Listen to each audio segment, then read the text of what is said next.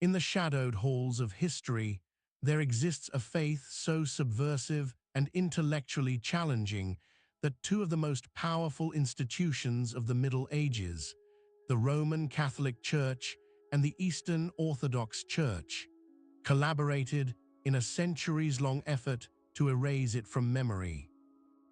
This was Bogomilism, a movement that emerged during the 10th century in the First Bulgarian Empire under Tsar Peter I and continued to flourish until its suppression in the 15th century.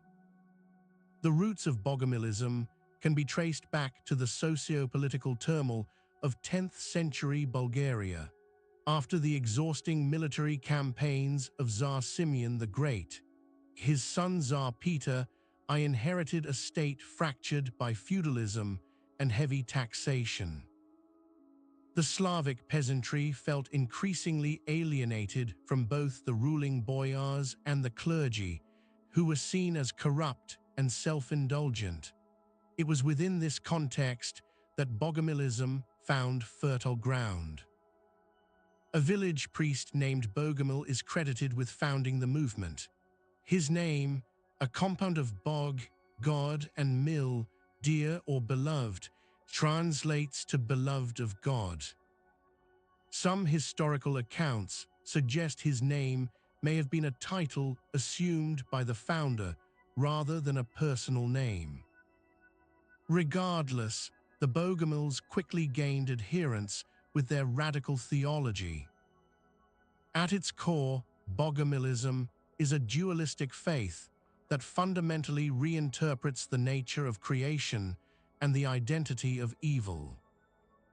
Unlike traditional Christian monism, which views the material world as inherently good though fallen, Bogomils practiced a mitigated dualism.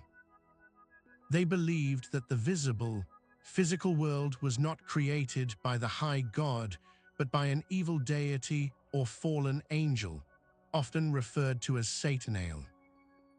According to this cosmology, Satanael, originally the firstborn son of the invisible Father and a steward in the heavens, was cast out for his pride and rebellion. The Bogomils posited that the visible church was a tool of Satan, corrupting souls with ritualistic practices rather than genuine spiritual insight. They advocated for a return to apostolic poverty and simplicity, rejecting hierarchical power structures and material excesses as works of evil. This theology resonated deeply with a peasantry weary of aristocratic oppression and clerical corruption.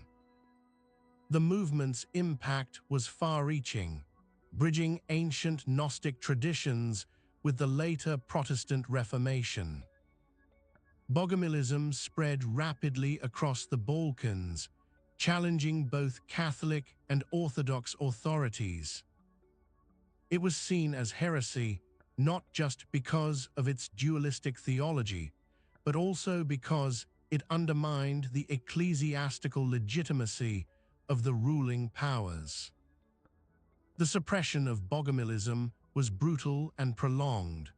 Both the Roman Catholic Church and the Eastern Orthodox Church engaged in extensive campaigns to eradicate the faith, viewing it as a threat to their authority and stability.